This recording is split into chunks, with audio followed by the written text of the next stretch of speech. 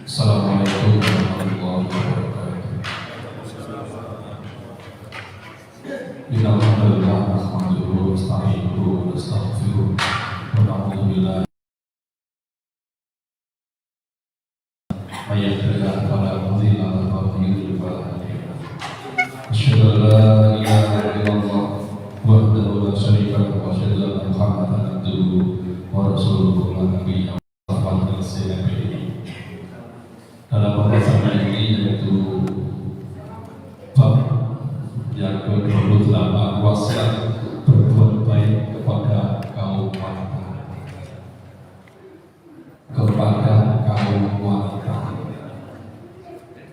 Bapak Ibu yang dimuliakan Allah, dalam pembahasan ini sangat unik.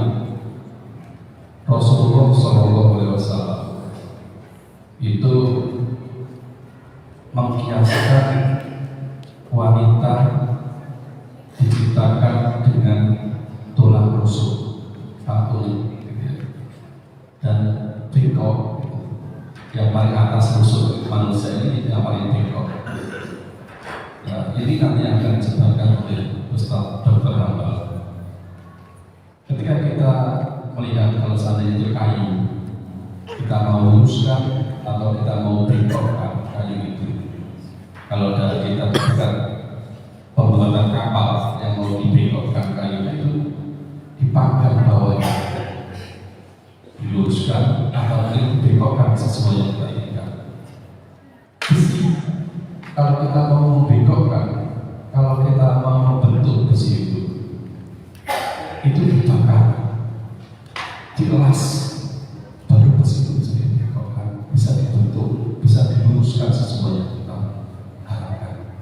Tapi ini unik, wanita dihiaskan dengan tulang rusuk. Masya Allah, ya, unik banget.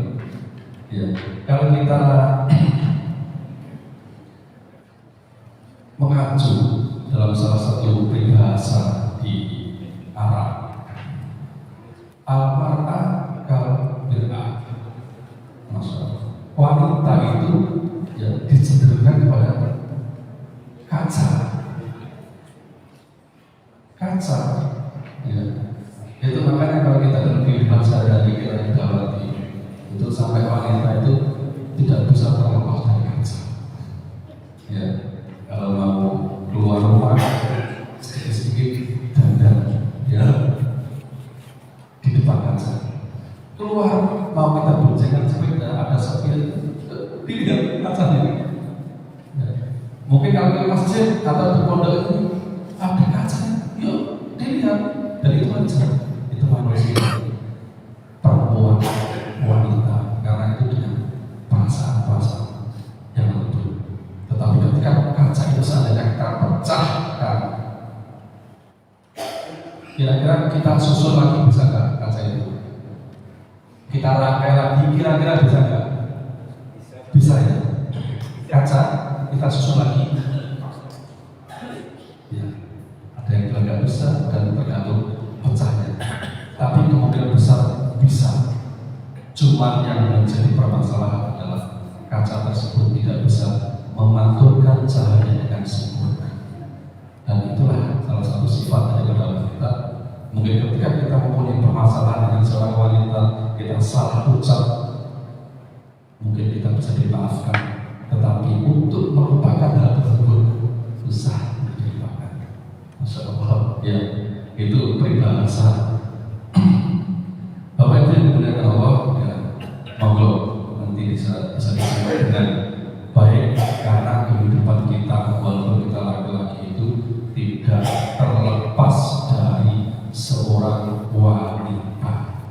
Mungkin ibu kita wanita, anak kita, ya, tetangga kita, saudara kita. Nah, makanya ini penting. Mari kita simak bagaimana apa yang dimaksud Rasulullah SAW dengan mengkiaskan dengan tulang rusuk itu. Kepada beliau Dr. Muhammad SAW. Assalamualaikum warahmatullahi wabarakatuh.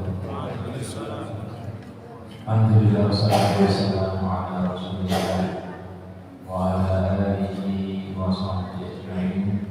Yaqulu Rasulullah sallallahu alaihi wasallam bima rawahu Bukhari wa Muslim min hadits Muawiyah radhiyallahu anhu.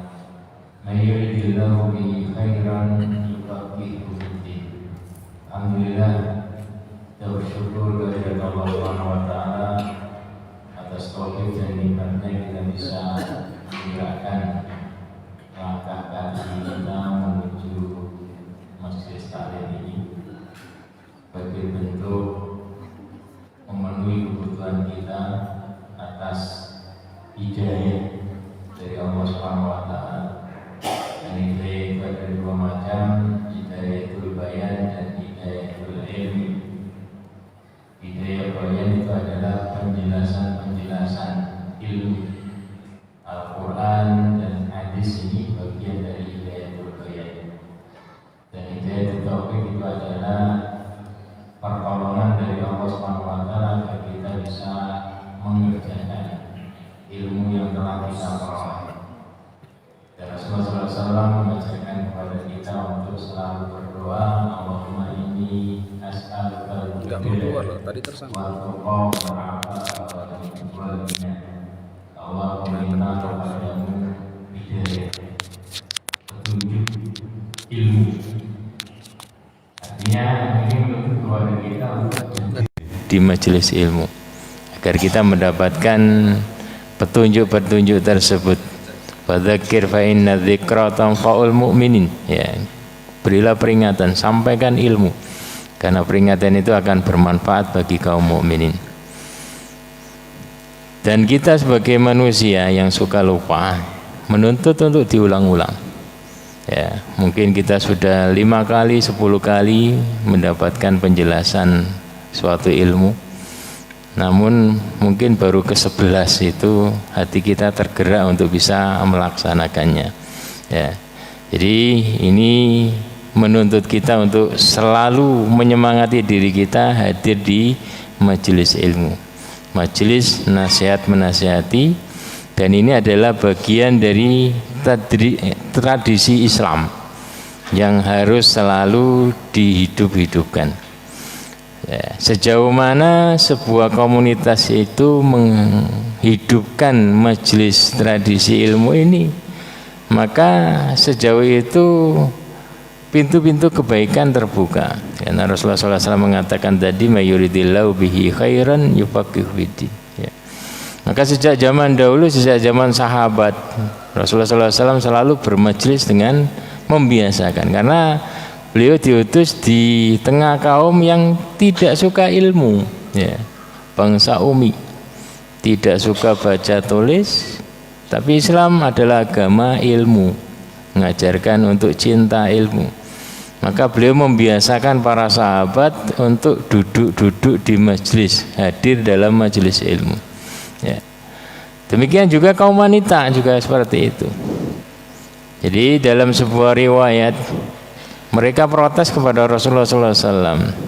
Mereka mengatakan, ya Rasulullah, ghalabana 'alaikar rijal. Ya Rasulullah, kami ini kalah dengan kaum laki-laki para sahabat terhadapmu. Engkau selalu duduk-duduk bersama mereka, sedangkan kami tidak bisa. Faj'al lana yawman min nafsika. Maka beri kami waktu khusus, kaum wanita. Ya, beri kami waktu khusus, engkau menyampaikan pelajaran kepada kami, majelis ilmu. Ya. Maka Rasulullah SAW menuruti itu, karena ini kebutuhan. Ya. Maka fawa'adahunna yauman, maka Rasulullah SAW menjanjikan kepada mereka hari, ya, hari apa gitu khusus taklim wanita, laqiyahunna fi. Ya. Maka pada hari tersebut fawa'adahunna wa marahunna. Ya. Rasulullah SAW selalu menasihati mereka dan menjelaskan perintah-perintah Allah dan Rasulnya kepada mereka. Ya, sebagaimana disampaikan oleh sahabiat ini, fakana fi maqala lahunna, di antara Rawi ini menyampaikan di antara pesan Rasulullah SAW, wasiat Rasulullah SAW yang beliau sampaikan kepada kaum wanita sahabiyat, ya. Ma minkunna imra'ah tuqaddimu thalatha min waladiha illa kana laha hijaban minan nar. Faqalat imra'atun wasnatain faqalat wasnatain, ya. Di antara pesan Rasulullah SAW, tidaklah dari wanita dari kalian ini tuqaddimu thalatha min waladiha, ya. Dia punya 3 anak yang lebih dahulu meninggal dan dia ridha illa kana laha, kecuali anak tersebut menjadi hijab, ya, sebagai tameng bagi mereka dari api neraka. Dan di antara yang beliau sampaikan kepada kaum wanita ini, tidaklah seorang diberi rezeki 3 anak wanita atau 2 anak wanita lalu dia betul-betul mendidiknya, memberi makan, mencukupinya, kecuali anak wanita tersebut akan menjadi hijab, ya, sebagai benteng baginya nanti pada hari kiamat, benteng dari api neraka, ya. Jadi ini pesan Rasulullah SAW kepada kaum wanita. Artinya Rasulullah SAW sangat juga memperhatikan, mendidik kaum wanita agar imbang, ya. Kaum laki-laki sudah sering ketemu Rasulullah SAW, tiap sholat beliau sering ngasih nasihat. Maka wanita juga beliau kasih waktu khusus, ya.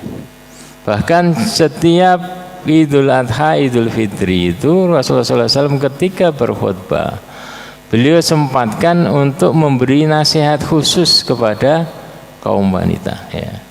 Sebagaimana dalam riwayat Imam Bukhari Muslim, an Abi Sa'id Al-Khudri radhiyallahu anhu qala kharaja Rasulullah SAW fi Adha wa Fitri. Rasulullah SAW keluar salat Idul Adha atau Idul Fitri ke tanah lapang, famarra 'alan nisa. Dalam riwayat yang lain, riwayat Jabir, Rasulullah SAW beliau, ya, salat kemudian khutbah. Setelah khutbah di hadapan para sahabat, kemudian beliau turun dari mimbar mendekat ke jamaah wanita, ya, untuk menyampaikan, karena dulu belum ada mikrofon. Jadi beliau khutbah depan selesai, ya, maka beliau mengkhususkan kaum ini uritukunna aktsara ahlin nar. Sedekahlah, hendaklah kalian ini rajin sedekah sebagai penggugur dosa, penebus kesalahan-kesalahan. Kenapa? Karena fa inni ra'aitu uritukunna, karena aku diperlihatkan, ya, bahwasanya kalian itu terbanyak dari penduduk neraka, ya. Faqulna wa bima ya Rasulullah. Secara perhitungan banyak pintu surga yang Allah bukakan kepada kaum wanita, ya. Jadi mereka ini, ya, ada yang nanggung suaminya. Masalah harta hisabnya ditanggung suaminya, masalah anak dan macam-macam, masalah hisabnya dia sendiri juga suaminya juga nanggung. Tapi kenapa kaum wanita kok di sini kata Rasulullah SAW terbanyak yang masuk neraka? Dikuri keringanan, nggak ke masjid, cukup di rumah, ya. Kalau dia membahagiakan suaminya, menjadikan suaminya itu senyum, ya, sudah dijamin dibukakan 8 pintu surga bagi dia, ya. Jadi Rasulullah nggak mulu-mulu, nggak nyampaikan wanita ahlul jannah itu adalah yang sholat malamnya begini banyak begini, enggak. Hanya simpel, suami kamu seneng, ya, kamu membahagiakan suami kamu, ya. Idza nadhara ilaiki, ya, tusirruha, ya, tusirruh. Jika suami kamu melihat kepada kamu, suami kamu senang, ya, artinya senyum atau apa, ya. Yang penting suaminya senang, sudah dibukakan pintu surga yang 8 itu, ya. Cuman kata Rasulullah di sini, fa inni uritukunna aktsara ahlinar, ya.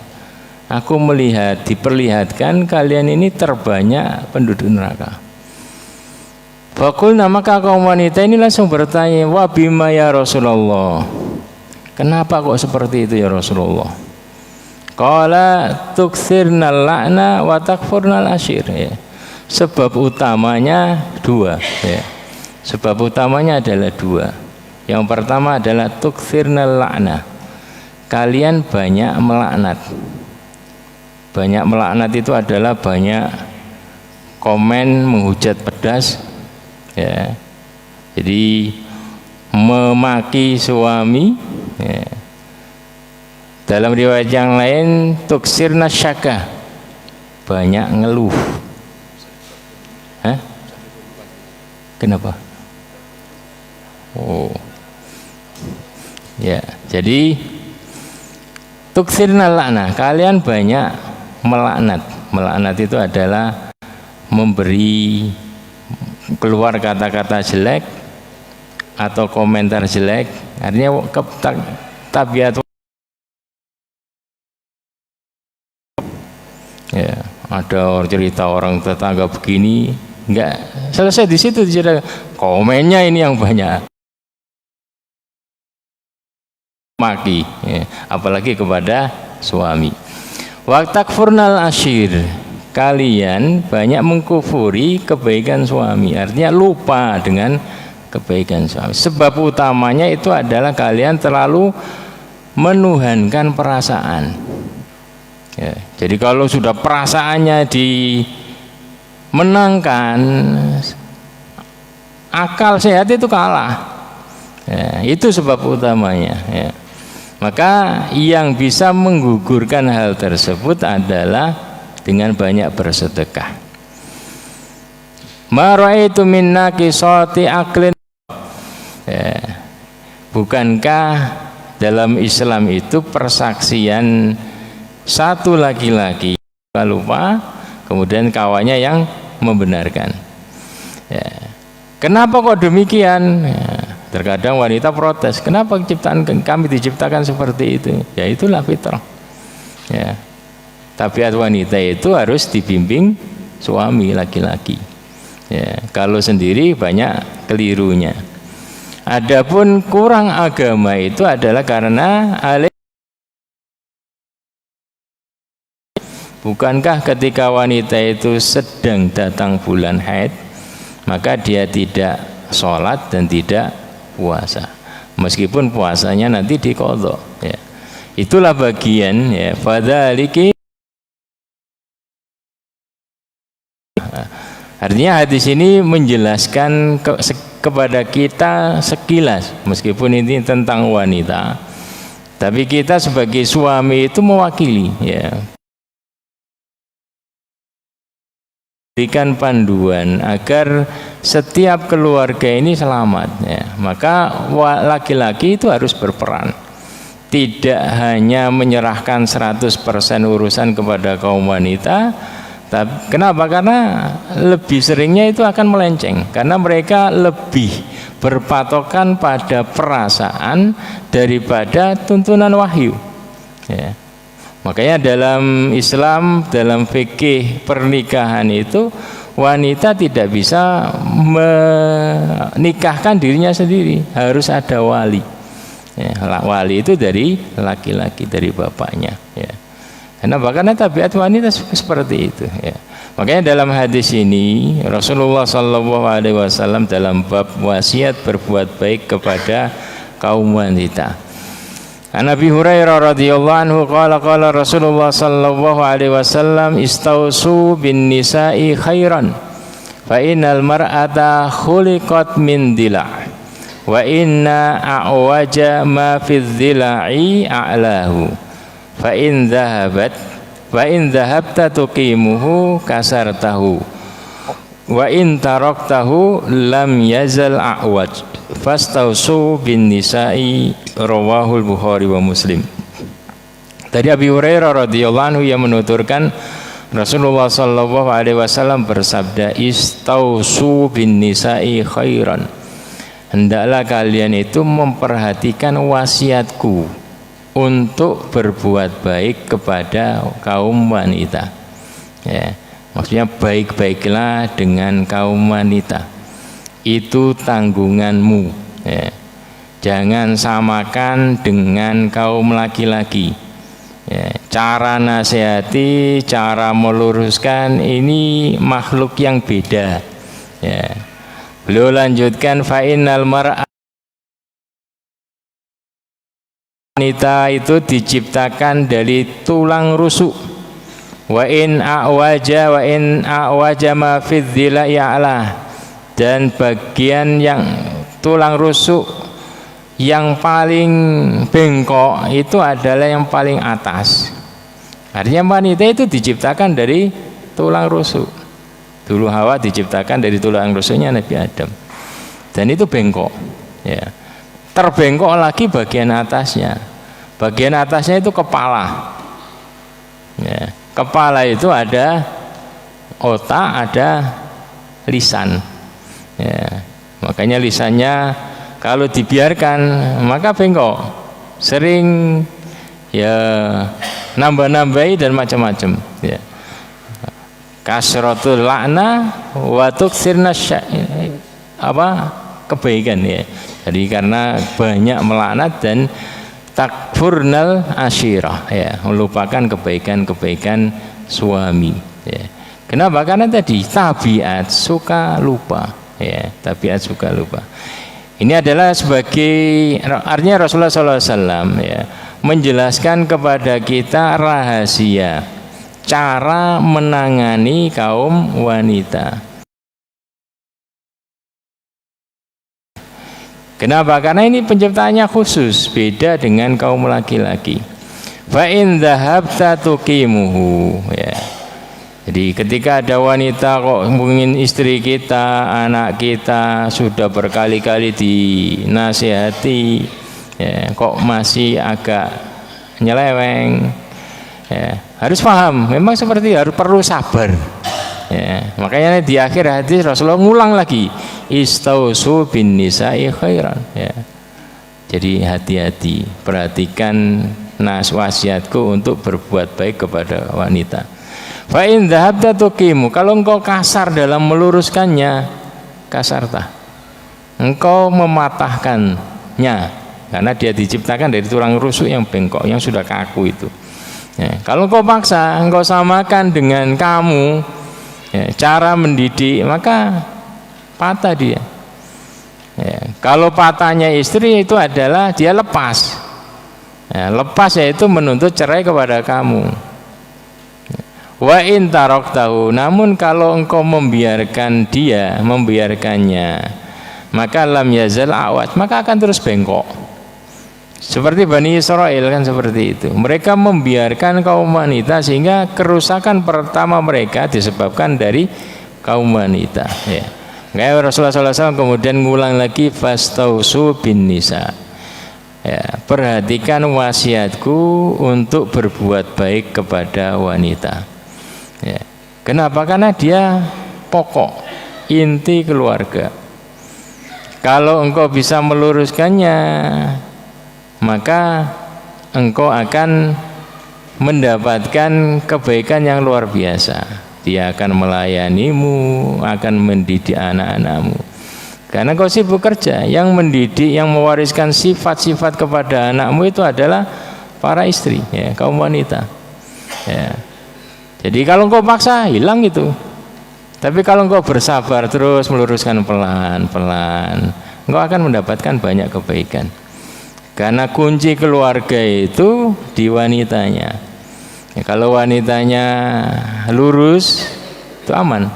Makanya dalam pesan Rasulullah SAW ketika ditanya tentang tungkahul mar'a li arba, wanita itu dinikahi karena 4 hal. Orang memilih istri itu karena 4 hal, karena hartanya, karena nasabnya, karena status sosialnya ya, dan karena agamanya. Rasulullah lanjutkan, fadfar bidatiddin, kamu perhatikan, kamu pilih agamanya, taribat yadak, engkau akan bejo ya. Kau akan mendapatkan banyak keuntungan, engkau akan selamat, engkau akan ini banyak kebaikan yang kau dapatkan. Jadi hadis ini menjelaskan kepada kita sebagaimana dituturkan oleh Syekh bin Baz, hadza amrun lil azwaj wal aba. Ini adalah perintah hadis ini untuk kaum suami dan para bapak, wal ikhwah wa ghairihim ayyastausu bin nisa khairan, agar mereka baik-baik bersikap kepada kaum wanita. Jangan dikasar, karena kalau dikasar mutung, ya. Wa ayyuhsinu ilaihin, kamu baiki saja, ya. Jadi jangan muluk-muluk standarnya, ya. Yang penting tadi mereka bisa mendidik anak-anak kamu. Yang penting mereka sholat 5 waktu, menjalankan tugas rumah tangga. Ya itu sudah cukup. Sholat. Ya. Wala yadlimuhun, jangan mendolimi mereka. Nah, tidak memberikan hak-haknya, hanya sekedar menuntut untuk begini begitu, tapi tidak memberikan hak-hak mereka. Ya. Makanya di sini dahulukan kamu berbuat baik, ambil hatinya, maka akan nurut.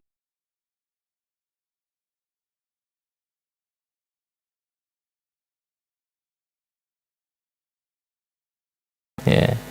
Engkau nggak memperhatikan tabiat kaum wanita, ya. Terkadang harus ngikuti, pengennya apa ya dituruti. Ya. Wanita pengennya emas ya kalau dituruti, diberikan emas. Tapi setelah itu ya disuruh begini kan gitu. Ya. Wa ayutuhunna huquqahunna, kasih hak-hak mereka. Ya. Wa yuwajihuhunna ilal khair. Setelah itu arahkan ke khusus, kata Rasulullah, maksudnya itu perlu seni khusus di dalam mendidik kaum wanita. Wa hadza huwal wajib 'alal jami' liqaulihi sallallahu alaihi wasallam istausu bin nisa'i khairan. Nah, ini yang dimaksud dari hadis beliau tersebut. Maka pelajaran yang bisa kita peroleh dari hadis ini yang pertama, bahwa penyebutan pesan agar berbuat baik kepada kaum wanita yang dilakukan secara berulang-ulang adalah menunjukkan pentingnya perkara ini. Jadi Rasulullah ngulang 2 kali, depan belakang, ya. Kenapa? Kan ini sangat penting, karena banyak orang keliru, ya. Keliru di dalam memperlakukan para istri mereka, para anak perempuan mereka, sehingga tidak bisa mendapatkan hasil yang diinginkan. Karena wanita adalah makhluk yang lemah dan membutuhkan seorang laki-laki untuk mengurusnya. Ya. Jadi naqisatu aklin, akalnya agak kurang. Ya. Ya. Tapi ketika wanita ini mampu, ya, mampu dididik luar biasa, diarahkan, mereka bisa mengalahkan kaum laki-laki. Berapa banyak orang hebat itu di belakangnya ada ibu yang hebat mesti. Ya. Cuman kan perlu, ya, dampingan khusus dari para suami. Ya. Jadi Rasulullah Shallallahu Alaihi Wasallam ini sebagai contoh, ya. Jadi beliau mengatakan, ya, khairukum li ahli, wa ana khairukum li ahli. Sebaik-baik kalian itu adalah siapa yang terbaik dalam memperlakukan istrinya. Ya, sebaik-baik kalian, beliau tidak mengatakan sebaik-baik kalian itu yang sholatnya paling panjang, ininya paling panjang. Karena semua orang punya istri. Kalian itu adalah siapa yang terbaik dalam memperlakukan istrinya. Ya. Kemudian beliau lanjutkan, wa ana khairukum li ahli, dan aku adalah yang terbaik dalam memperlakukan istri-istriku. Ya. Beliau katakan seperti itu. Ya. Jadi Rasulullah SAW dalam mendidik para istri beliau itu, sampai-sampai beliau ketika di rumah itu, ya, kesibukannya, ketika Aisyah ditanya bagaimana ala ya, beliau kesibukan beliau itu adalah ala amali ahli. Ketika di rumah beliau mengerjakan pekerjaan istrinya, artinya beliau membantu meringankan pekerjaan istrinya, bukan menjadi bos ya. Tapi beliau membantu itu ya, tujuannya itu adalah tadi, karena mendidik istri itu perlu seni khusus ya, dibantu. Tapi ketika dibantu, dibaiki, mesti akan ngikut ya. Dan Rasulullah SAW itu terbaik ya. Karena istri beliau banyak, istri kita paling 1, 2. Makanya ketika ditanya, ada pertanyaan ya, kenapa kok istrinya Rasulullah SAW itu banyak ya, kalau dijawab dengan dalil mungkin nggak bisa atau susah untuk dipahami, karena kebanyakan yang tanya itu orang awam atau orang-orang non-Islam, kan bertanya untuk menjatuhkan toh. Tapi kalau kita jawab dengan logika ya, kalau kita jawab dengan logika itu sudah bisa diterima oleh mereka ya. Jadi diantara jawaban logikanya itu adalah bahwa membuat baik satu orang itu kan bagus, apalagi membuat baik banyak orang ya. Membuat baik banyak orang. Ini Rasulullah membuat baik banyak orang, banyak istri itu ya. Jadi semuanya beliau arahkan dan menjadi ummatul mukminin ya, ibunya kaum mukminin ya. Dan para salafus saleh dahulu seperti itu, mereka memperlakukan istri-istri mereka ya, mencontoh Rasulullah SAW. Meskipun di medan perang mereka paling ganas, tapi di medan rumah paling tunduk kepada istrinya, seperti Umar ya. Jadi ketika ada seorang mau konsultasi kepada Umar, karena apa? Karena dia ini sering dimarahi istrinya ya. Istrinya agak cerewet kepada dia, begini-gini, kayaknya Umar ini orang tegas ya. Maka dia mendatangi rumahnya Umar ya. Sampai di rumahnya Umar, dia dari luar itu terdengar Umar dimarahi istrinya, dan beliau nggak jawab sama sekali ya. Jadi kisah ini dimuat dalam ya, Abu Lais As-Samarkandi dalam Tambih Al-Ghafilin, yang mengisahkan seperti itu. Jadi dia dapati Umar juga dimarahi istrinya dan diem ya, gak membantah sama sekali, padahal orang paling ganas ya. Sampai kemudian Ali penasaran, oh, Umar ini orang paling ini suka bentak orang ya. Maka dia penasaran bagaimana ya nanti kalau ketemu dengan malaikat maut ya, Mungkar Nakir, berani nggak dia bentak ya. Penasaran seperti itu ya. Maka kemudian dia dimimpikan, diperlihatkan bagaimana Umar ketika di kuburan ya. Ketika datang malaikat maut ya, malaikat Mungkar Nakir itu tanya, dia bentak gini, saya ini sahabatnya, kekasihnya orang yang menjadi kekasihnya Allah. Saya ini kan sahabatnya Rasulullah, dan Rasulullah itu orang kekasihnya Allah ya. Makanya kemudian malaikat Mungkar Nakir ini agak tenang kepada Umar ya. Walam tentang kesahihan kisah tersebut ini banyak dimuat dalam beberapa kitab ya.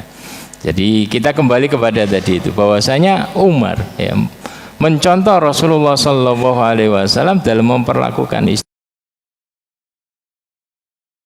istrinya dengan baik ya, meskipun beliau panglima di medan perang, tapi ketika di rumah dia tunduk, karena penguasa rumah itu istri ya. Dia tunduk selama tidak menyimpang loh ya. Kecuali kalau menyimpang suami harus tegak, karena rijal qawwamun. Tapi ketika tidak menyimpang, mungkin hanya urusan-urusan biasa ya, dia lebih milih untuk diem ya. Maka ketika mendengar seperti itu dia mau pergi ya. Ketika Umar mendengar ada orang di luar, maka kemudian beliau keluar melihat ada sahabat ini, maka ditanya ada apa ya.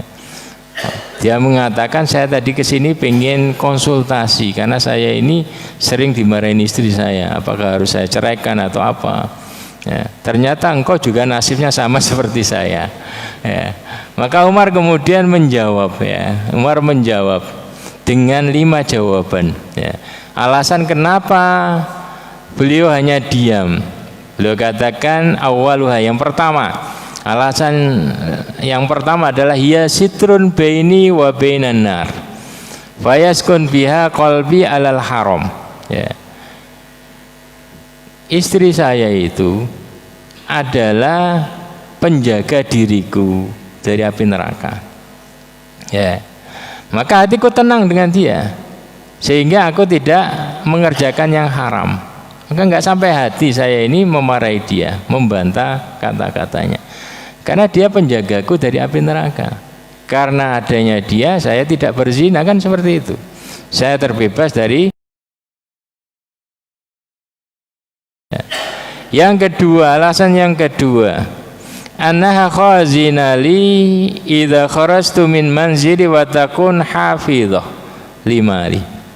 Dia itu bendaharaku, penjaga hartaku, tanpa aku bayar, gratisan. Ya, kalau saya keluar rumah, pergi dari rumah, dia yang menjaga hartaku. Ya. Maka saya sadar itu. Ya. Yang ketiga, annaha kisarali taghsil thiyabi. Ya. Alasan yang ketiga, dia ini yang selalu mencucikan bajuku. Ya. Itu kebaikan yang harus diperhatikan. Yang keempat, annaha dzikrun liwaladiyah. Dia ini yang mendidik, yang merawat anakku. Maka saya nggak sampai hati untuk membantahnya. Dan yang kelima adalah anna khobbaza wa tabbahali. Dia ini yang selalu memasakkanku, ya, membuatkan aku roti. Ya. Maka saya nggak sampai hati, ya, sampai hati untuk membantahnya. Artinya ini adalah seni dalam menjaga hati kaum wanita agar mendapatkan kebaikan yang lebih, ya. Jadi seorang suami terkadang harus mengalah, tapi dia harus perhatikan selama itu tidak melampaui batas, ya. Selama tidak melanggar syariat. Tapi kalau dia mendapati istrinya melampaui batas, melanggar syariat, maka dia harus tegas, ya. Kenapa? Karena diantara kaum yang Allah Subhanahu wa taala, ya, atau Allah yang diantara kaum yang Allah haramkan masuk surga itu adalah dayus, ya. Masuk surga langsung maksudnya, artinya berdosa, harus neraka dulu baru kemudian setelah dosanya habis, maka ini yaitu dayus, yaitu alladzi, ketika Rasulullah SAW ditanya siapakah dayus, alladzi yamkusu bi ahlil khabas, ya, orang yang suami yang membiarkan kemungkaran di keluarganya, membiarkan istrinya mengerjakan melanggar syariat Allah, kemudian dia diam, itu namanya dayus. Tapi selama itu hanya urusan dunia saja, maka hendaklah kaum suami meniru apa yang dikerjakan oleh Umar bin Khattab, ya. Karena panutan kita adalah para salafus saleh. Silakan azan dulu.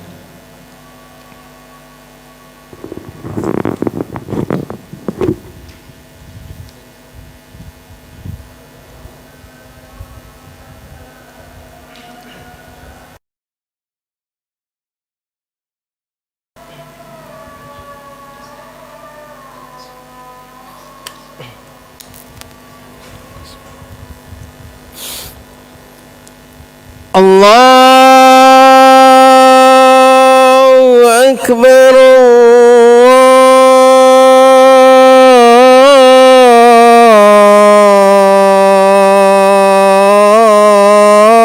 Allahu Akbar, Allahu Akbar.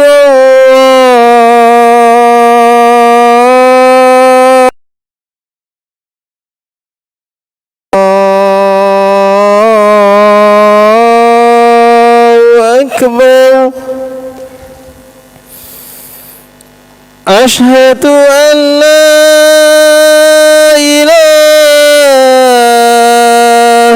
إلا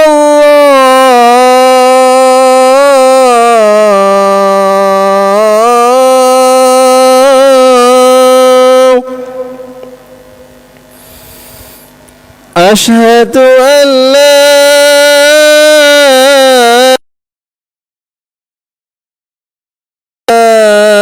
إله إلا الله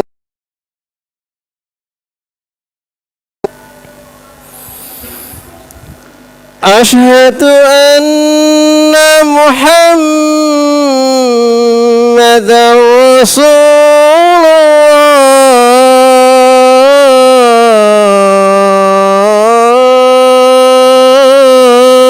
الله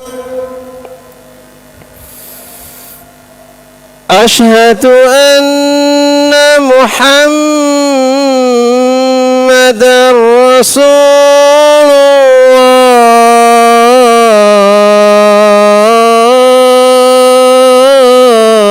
الله حي على الصلاة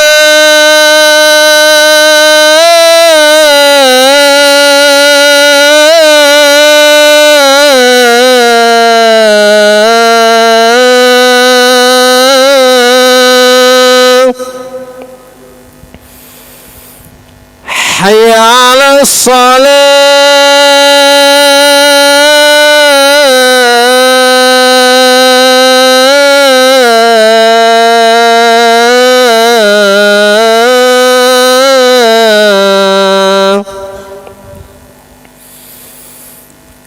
حي على الفلاح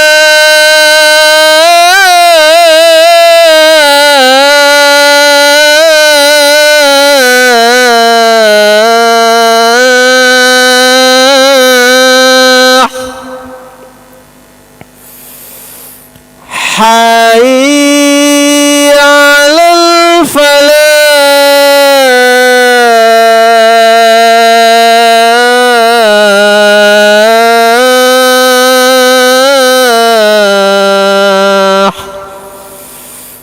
الله أكبر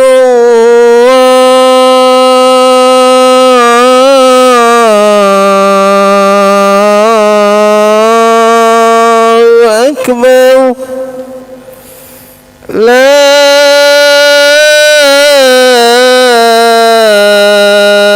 إله إلا الله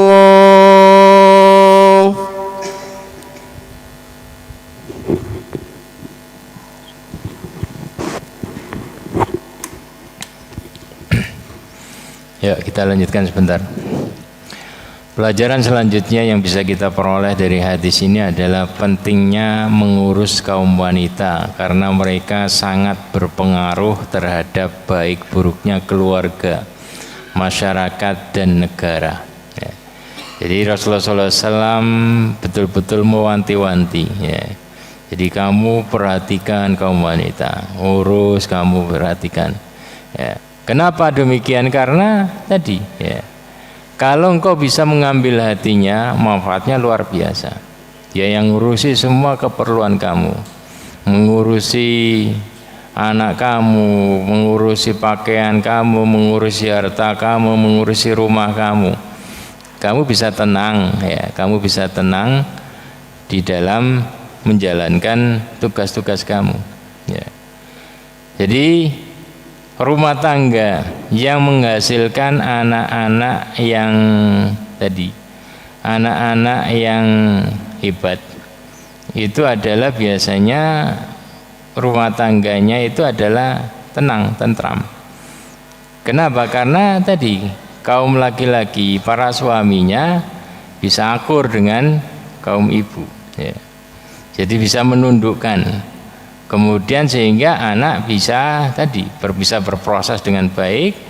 Jadi ketika suami bisa menundukkan hati istrinya, maka dia bisa tenang dalam bekerja.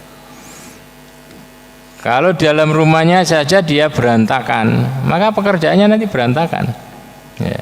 Karena nggak siapa yang jaga rumah, yang ngurus anaknya, macam-macam. Dia nggak fokus cari uang. Maka tadi jangan mentang-mentang saya laki-laki, saya kowam, saya ini. Enggak. Jadi kata Rasulullah perlu seni khusus, ya, cara khusus di dalam mendidik kaum wanita. Kenapa? Karena tabiatnya beda. Ya. Perlu perhatian khusus, perlu ini dan macam-macam. Kenapa? Karena tadi ya, seperti dikatakan di sini, karena baik buruknya keluarga, masyarakat itu sangat dipengaruhi oleh kaum wanitanya. Kalau ibunya bagus, insya Allah anak-anaknya bagus. Ya. Makanya dalam kata mutiara disebutkan al-mar'atu imadul bilad. Idza saluhat saluhal bilad wa idza fasadat fasadal bilad. Kaum wanita itu adalah tiang negara. Kalau wanitanya baik, maka negaranya baik. Kenapa? Karena anak-anaknya ini dididik dengan baik. Ya. Wa idza fasadat, namun kalau kaum wanitanya ini rusak, fasadal bilad, negara akan rusak. Kenapa? Karena anak-anaknya ini akan dibiarkan nanti rusak. Nah, ini yang membuat onar ini kan anak-anak yang liar, yang lepas dari perhatian orang tua. Maka tugas suami itu adalah memperhatikan ini agar istrinya itu betul-betul berfungsi sebagai pendidik bagi anak-anaknya. Karena anak-anak itu hatinya dekat dengan kaum ibu, para ibunya. Kalau ibunya ini betul-betul memperhatikan, kalau anak itu mendapatkan perhatian besar dari ibunya, insya Allah akan menjadi bagus. Ya. Jadi yang bagus itu adalah mereka dekat dengan ibu, ya. Bapaknya agak jauh, karena kalau dekat dengan bapak biasanya manja, kan gitu. Bapaknya sebagai direktur ngawasi, ini lurus atau tidak, kan gitu. Ya. Makanya kita perhatikan dari didikan para ibunya. Ya. Bahkan ekstrimnya bapaknya itu meninggal. Ya. Jadi dididik betul oleh para ibu. Ya. Bapaknya Imam Syafi'i meninggal, dididik ibunya. Karena ibunya ini ketika meninggal itu bapaknya itu di Gaza, di Palestina. Ibunya perhatian. Kalau anak saya tetap di sini, maka nggak akan jadi orang besar. Dia punya keturunan Quraisy, ya, dari keturunan Quraisy maka dibawa balik ke Mekah. Dikawal itu, ya, belajar, diarahkan belajar bahasa dulu, kemudian hafal Al-Quran, setelah itu hafal hadis, menjadi orang hebat. Ya. Ibunya Imam Malik juga seperti itu. Ya. Jadi ketika bapaknya meninggal, Imam Malik masih kecil itu karena suaranya bagus, ditanya oleh ibunya, cita-cita kamu apa? Cita-cita saya pengen jadi artis. Kenapa? Karena duitnya banyak penggemarnya. Kata ibunya, ya, ibunya mengatakan jangan cita-cita jadi artis.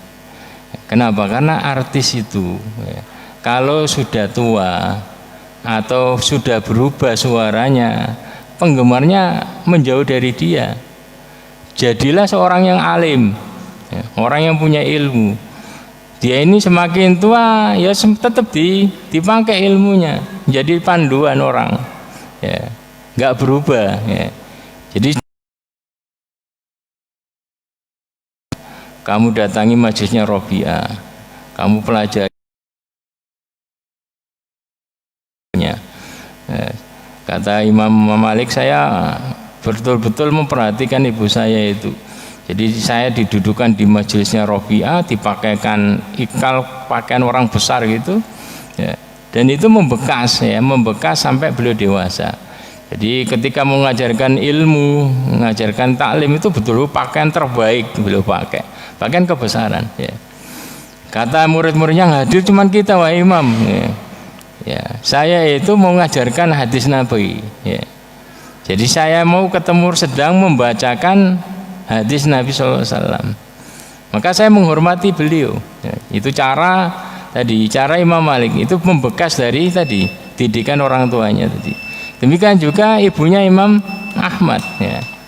Jadi orang-orang besar itu betul-betul terlahir dari didikan kaum wanita kalau beres pendidikannya.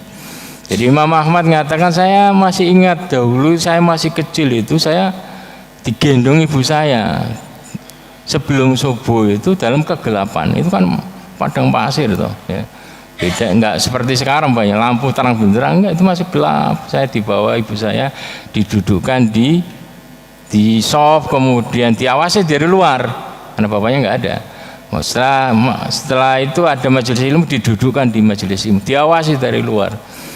Jadi bagaimana perhatian para wanita ya, kalau betul-betul dididik oleh oleh suaminya ya, sehingga akan menjadi tadi, kalau ibunya lurus insya Allah anak-anaknya akan menjadi lurus, menjadi baik, dan itu adalah kunci dari kebaikan generasi ini. Makanya Islam sangat memperhatikan, mewanti-wanti kaum laki-laki agar memperhatikan pendidikan istrinya ya. Tidak mesti harus dikuliahkan, pengen gratis ya hadir di majelis ilmu. Tidak bisa mendidik sendiri, kita buat komunitas, masukkan di komunitas ilmu sehingga mereka mendapatkan pencerahan. Karena kalau kadang suaminya kalau nasihati nggak diterima ya, siasatnya seperti itu, diikutkan, didukung. Kalau istri-istrinya ini mau hadir di majelis ilmu, didukung ya, jangan kemudian dihambat, dihalang-halangi ya. Artinya kita melihatnya jauh ke depan. Kalau istri saya itu pinter, nanti anak saya juga akan dididik pinter. Demikian, semoga bermanfaat. Assalamualaikum warahmatullahi wabarakatuh. Waalaikumsalam warahmatullahi wabarakatuh. Bapak Ibu yang dimuliakan Allah, selanjutnya sesi tanya jawab.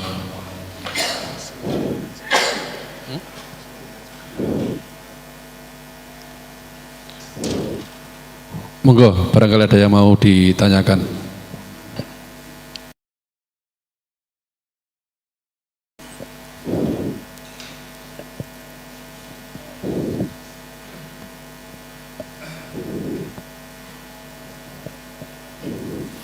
Assalamualaikum warahmatullahi wabarakatuh. Assalamualaikum warahmatullahi wabarakatuh. Terima kasih atas waktunya yang diberikan kepada saya. Langsung saja saya mau bertanya tentang tadi bahwa ibu sebagai peran di dalam mendidik anak. Kalau di dalam Al-Quran itu ada empat pembicaraan antara anak dan bapak. Terus yang saya tanyakan, apakah bapak ini, bisakah bapak ini untuk berperan sebagai seorang bapak yang bisa mendekati anaknya agar anaknya itu bisa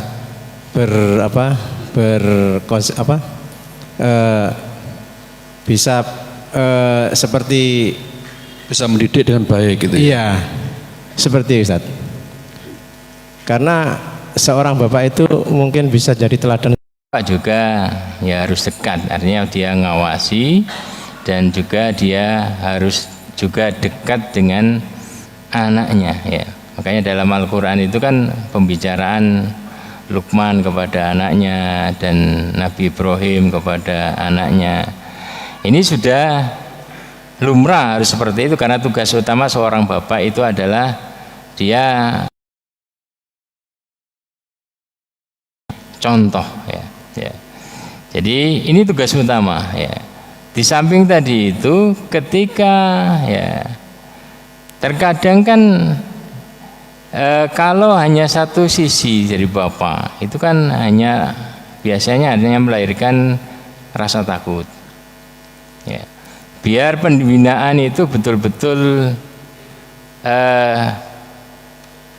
utuh ya. Hatinya juga kena, didukung kaum ibu wanita ya. Jadi pendidikan akan sukses, mendidik anak akan sukses kalau dua ini harus ingin. Terkadang harus sandiwara, bapak memarahi, kemudian ibunya ngelus-ngelus, tapi tujuannya sama dengan cara, jadi bapaknya kamu harus begini, Jadi, anaknya agak gimana gitu, ibunya ngelus, iya karena memahamkan, karena ibu bisa memahamkan anaknya. Ya. Jadi maksud saya seperti itu tadi. Ya. Dan terkadang ya dua-duanya harus berperan ya. Tergantung bagaimana skenario dua ini. Ya. Tapi yang lebih sering, ya. Kalau lebih sering itu kan anak bersama ibunya toh. Karena pendidikan awal itu ibu. Ya. Karena ayah kerja, kecuali ayahnya pengangguran itu. Tapi secara umum kan seperti itu. Jadi bapak ini banyak yang dikerjakan biar anak ini betul-betul dan terkadang bapak kan nggak sempat mendidik anaknya. Jadi orang lain seorang guru, tapi ibunya mengarahkan. Bapaknya karena sibuk kerja, ya dia ngawasi dan jangan lupa untuk terus tadi mendukung pendidikannya. Sehingga anak ini sukses ya. Seperti siapa? Seperti bapaknya Imam Ghazali. Jadi beliau seorang pedagang ya, bukan seorang alim, tapi bercita-cita agar anaknya ini menjadi seorang alim. Maka dia sangat menghormati dan menghargai guru anaknya ini. Terus ngasih hadiah macam-macam. Ya. Dan diantara tadi keberkahan, kebaikan seorang bapak kepada guru anaknya. Dalam kitab-kitab adab itu seperti itu. Ya, diantara barokah khidmah, barokah ta'zim seorang bapak kepada guru, Allah memudahkan anaknya ini menjadi seorang yang alim. Ya, itu dalam kitab-kitab adab itu seperti itu. Ya, dua-duanya yang harus berperan lah. Bapak lebih karena dia yang paling utama, peran utama. Tapi ibunya juga harus tadi itu. Ya, sehingga kalau dua-duanya berperan, maka akan menjadi anak ini betul-betul sesuai dengan harapan kita. Ya. Maghrib kok durung pulang. Nah, gitu dimarahi dengan habis-habisan. Kemudian ibu bapak jahat. Enggak nak, itu benar apa yang dikatakan ibumu ya, bapakmu gitu ya. Jadi saling kerjasama gitu kata ya. Maksudnya seperti itu Ustaz. Ini ada pertanyaan dari ibu-ibu. Assalamualaikum Ustaz. Afwan Ustaz, izin bertanya, bagaimana caranya mencintai Allah Subhanahu wa taala melebihi cinta terhadap ciptaannya? Kalau mungkin dalam konteks malam hari ini suami istri atau ibu dan bapak, mungkin Allah daripada suaminya, karena itu juga ciptaan Allah Ustaz. Ya. Jadi kita di dalam menjalani hubungan suami istri ya, itu kita melandaskan itu adalah karena Allah Subhanahu wa taala. Jadi istri mencintai taat kepada suaminya itu adalah karena Allah.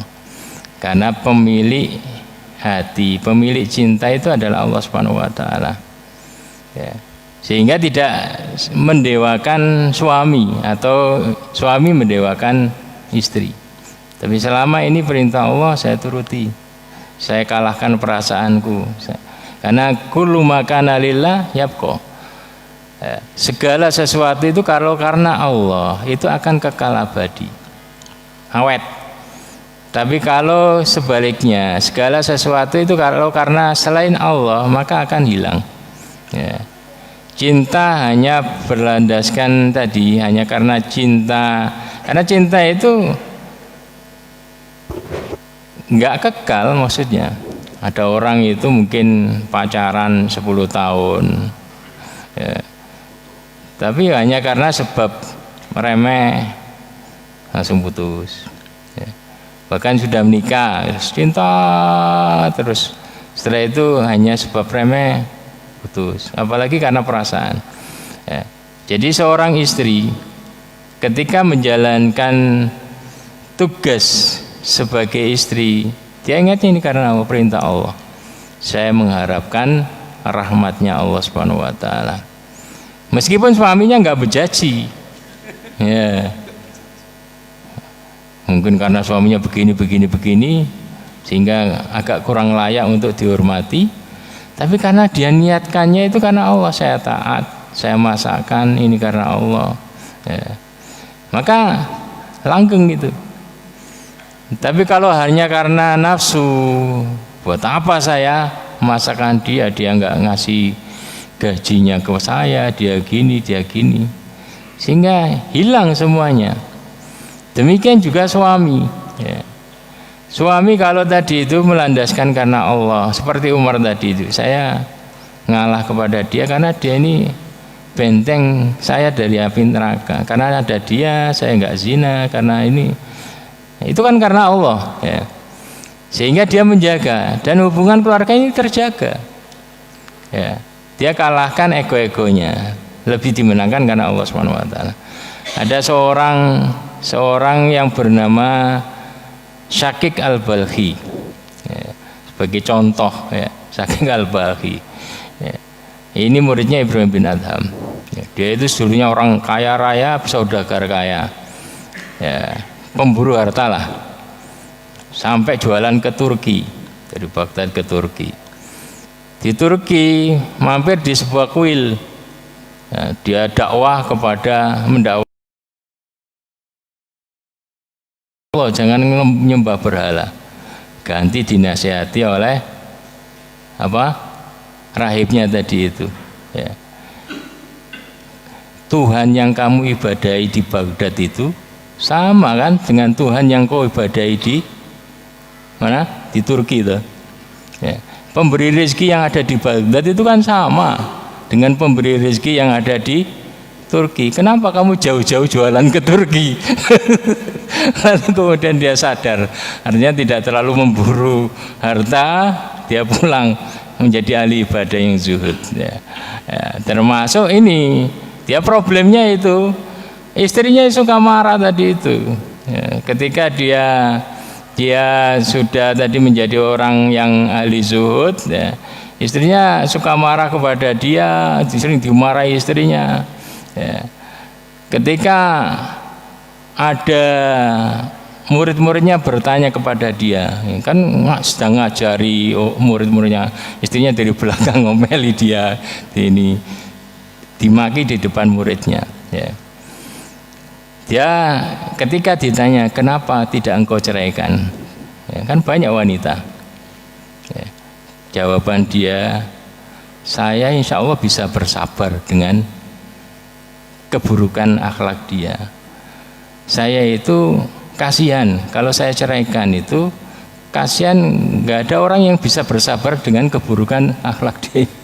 Artinya dia legowo dengan kekurangan istrinya seperti itu. Ya, jadi itulah membangun cinta karena Allah Subhanahu wa taala. Segala sesuatu itu dikaitkan karena Allah Subhanahu wa taala dan selalu berharap kepada Allah Subhanahu wa taala. Demikian. Mencintai karena Allah, membenci karena Allah. Bapak Ibu yang dimuliakan Allah, demikian tadi yang disampaikan oleh Ustaz Dr. Muhammad Hambal Safwan LC MPDI. Semoga bermanfaat bagi kita semua dan mudah-mudahan dengan keterangan tersebut kita bisa semakin harmonis keluarga kita, ya, yang dulunya kita nggak paham tentang bagaimana perilaku seorang wanita, sekarang kita lebih mengerti dan lebih memahami, terutama ketika menghadapi hal-hal yang tidak kita inginkan, tetapi kita hadapi semuanya itu dengan cinta. Mari kita tutup dengan bacaan alhamdulillah dan doa kafaratul majelis. Alhamdulillahirabbil alamin. Subhanaka Allahumma wa bihamdika asyhadu an la ilaha illa anta astaghfiruka wa atubu ilaik. Mohon maaf kalau ada kesalahan. Wassalamualaikum warahmatullahi wabarakatuh.